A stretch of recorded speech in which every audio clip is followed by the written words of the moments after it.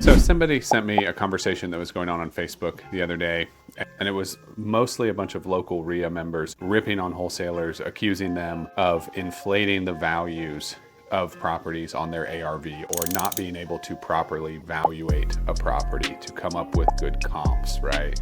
The first thing I want to say is there's probably a lot of truth to this. We see properties sent to us every day. We work with over 1,500 wholesalers that work the Atlanta market.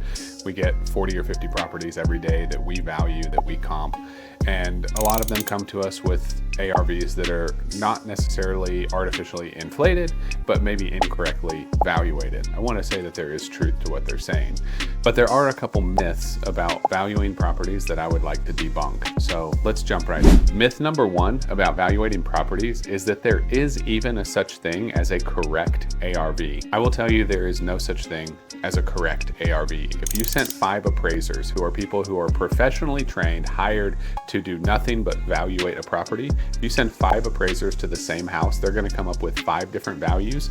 And I've seen appraisals from different appraisers on the same property that had a variance of up to $75,000 to $100,000. I have seen that on houses that I have flipped and that I have sold. So there is no such thing as a correct ARV. There is just the best guess that any of us can make. Now, an appraiser's guess would be hopefully more educated than somebody who's never flipped a house before.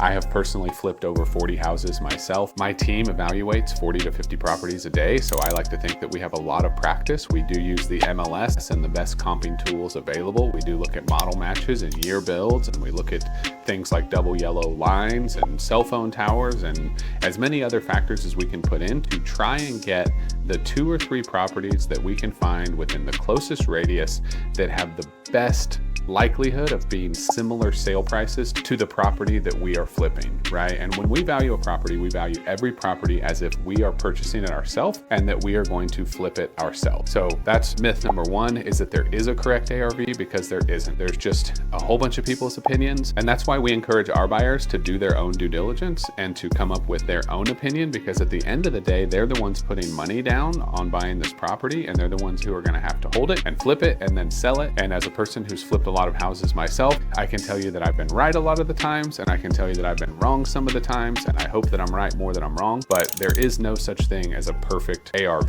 If you want to hear about myth number 2 and myth number 3, just stay tuned, because I'm going to post those videos later today and tomorrow.